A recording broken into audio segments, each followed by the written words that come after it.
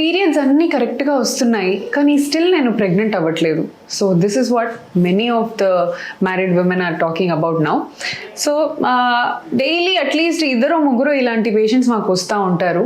Periods నాకు కరెక్ట్గా వస్తున్నాయి మేడం, నాకు ప్రెగ్నెన్సీ ఎందుకు రావట్లేదు, నా దాంట్లో ఏం ప్రాబ్లం ఉంది. స్కాన్ చేస్తే స్కాన్ కూడా బాగుంటుంది, పీరియడ్స్ టైంకి వస్తూ ఉంటాయి.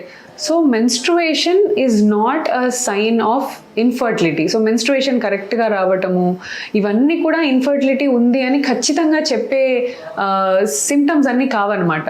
So there are many more things.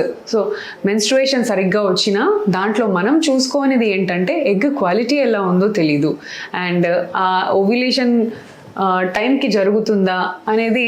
They only get menses but sometimes they won't release the egg release అవ్వకున్నా సరే కొంతమందికి పీరియడ్స్ వస్తూ ఉంటాయి. సో అసలు ఆ సైకిల్లో ఎగ్ విడుదలైందా ఈ విషయం తెలీదు, ఒకవేళ విడుదలైతే క్వాలిటీ తెలీదు. సో ఇన్ని విషయాలు మనకు తెలియవు అనమాట. సో మెన్స్ట్రుయేషన్ అనేది ఒక ఫీమేల్ ఒవేరియన్ సైకిల్కి యూట్రైన్ సైకిల్కి రిలేటెడ్ అయిన బ్లీడింగే తప్ప మెన్స్ట్రుయేషన్ ఇర్రెగ్యులారిటీ ఉంటే చాలా మందికి ప్రెగ్నెన్సీ న్యాచురల్గా వచ్చేస్తుంది. ఇర్రెగ్యులర్ ఉన్న ప్రతి వాళ్ళు ఇన్ఫర్టైల్ కారు, అలానే రెగ్యులర్గా ఉన్న ప్రతి వాళ్ళు ఫర్టైల్ కారు.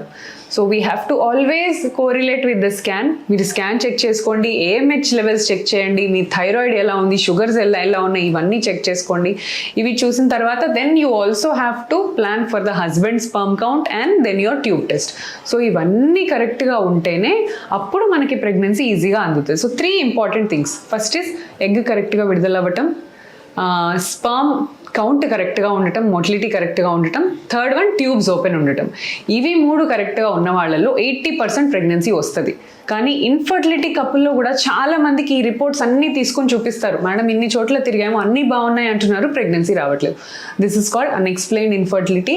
దీంట్లో మేజర్ రీజన్ వచ్చేసి క్వాలిటీ ఆఫ్ ద ఎగ్. మనకు ఎగ్ క్వాలిటీ చెక్ చేసుకోవడానికి ఏ టెస్ట్ ఉండదు. చాలామంది ఏఎంహెచ్ టెస్ట్ అనేది ఎగ్ క్వాలిటీ టెస్ట్ చేసే టెస్ట్ అని అనుకుంటారు. But AMH test is only for ovarian reserve ఎంత ఉంది తెలుసుకోవడమే తప్ప ఎగ్ క్వాలిటీ బాగాలేదు అని కాదు. సో లో ఏఎంహెచ్ ఉంది మేడం అంటే నా ఎగ్ క్వాలిటీ బాగాలేదా, నేను డోనర్ ఎగ్ తీసుకోవాలా అని కూడా అడుగుతారు. So AMH only tells about the number of eggs you have but not egg quality. So unexplained infertility వాళ్ళలో మేజర్ రీజన్ ఆఫ్ ఇన్ఫర్టిలిటీ వచ్చేసి oocyte క్వాలిటీ. ఈ ఎగ్ క్వాలిటీ మనం తెలుసుకోలేం. జనరలీ 36-37 ఇయర్స్ తర్వాత ఎగ్ క్వాలిటీ డ్రాప్ అయిపోతుంది. But young పీపుల్లో కూడా quality drop అవుతుందంటే we have to deep dive in, కొన్ని ఇన్వెస్టిగేషన్స్ చేయాల్సి వస్తుంది why this is happening. And ఏమన్నా మెడిసిన్స్ పెడితే, యాంటీ ఆక్సిడెంట్స్ పెడితే ఇంప్రూవ్ అవ్వచ్చా, ఆర్ లాస్ట్ రిసార్ట్లో మీకు డోనర్ అవసరం పడుతుందా, ఇవన్నీ చూసుకుంటాం. స్పర్మ్ కౌంట్ కూడా అన్ని పర్ఫెక్ట్గా ఉన్నాయా, కౌంట్, మోటిలిటీ, మార్ఫాలజీ ఇవన్నీ కూడా చెక్ చేసుకోవాలి. దీంతో పాటు few people who are chronic smokers, who are diabetics, they may require DFI testing అంటే DNA fragmentation testing వీళ్ళల్లో అవసరం అనమాట. సో ఇవి చాలా మంది చేసుకోరు కానీ ప్రెగ్నెన్సీ రావట్లేదని బాధపడుతూ ఉంటారు. సో కొన్ని అడ్వాన్స్డ్ టెస్ట్లు చేస్తే వీళ్ళకి ఏం ప్రాబ్లం ఉంది అనేది తెలుస్తుంది. అండ్ ఇంకొక ముఖ్యమైన టెస్ట్ ట్యూబ్ టెస్ట్, SIS అంటారు. ఇది HSG అంత పెయిన్ఫుల్ కాదు, జస్ట్ మీకు మెన్స్ట్రువల్ పెయిన్ కంటే కొద్దిగా ఒక 2 to 3 times ఎక్కువ పెయిన్ వచ్చే అవకాశం ఉంటుంది. బట్ ఈ సింపుల్ టెస్ట్తో మీ 2 ట్యూబ్స్ ఓపెన్ ఉన్నాయా లేదా అని వెంటనే 2 minutesలో మనకు తెలిసిపోద్ది అనమాట. సో ట్యూబ్స్ క్లియర్ చేసుకున్న తర్వాత స్పర్మ్ కౌంట్ బాగుంది అంటే దెన్ oocyte క్వాలిటీలో ప్రాబ్లం ఉంది ఆర్ DNA ఫ్రాగ్మెంటేషన్ ఏమైనా అవ్వచ్చు అని మనం ఎక్స్పెక్ట్ చేయాలి. సో కొంతమందికి ఏంటంటే ఫర్టిలైజేషన్ జరగదు, అంటే ఎగ్ స్పర్మ్ మీట్ అవ్వవు ఎంత చేసినా సరే. సో వీళ్ళలో IUI చేసుకుంటారు, అన్నీ చేసుకుంటారు, but still egg sperm meet అవ్వట్లేనప్పుడు IUI చేసినా కూడా ప్రెగ్నెన్సీ రావడం కష్టం.